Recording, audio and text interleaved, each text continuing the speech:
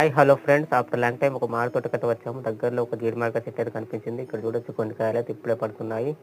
So already ఇటు వచ్చిన వాళ్ళు ఎవరో కోసినట్టున్నారు. ఎక్కువగా అయితే కనిపించడం లేదు చెట్టుకైతే.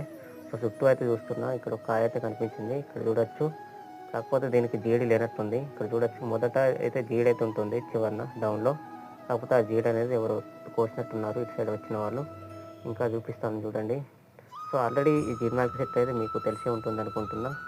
సో సాధారణంగా కొన్ని ఏరియాస్లో ఇది తోటలు కూడా పండిస్తూ ఉంటారు. ఇక్కడ మీరు చూడొచ్చు, ఇక్కడైతే మనకు జీడి అయితే ఉంది. సో ఈ జీడిని ఈ జీడి నుండి మనకు పప్పు అయితే వెళ్తుంది. అది చాలా టేస్టీగా ఉంటుంది. అలాగే ఈ పండ్లు కూడా తింటారు.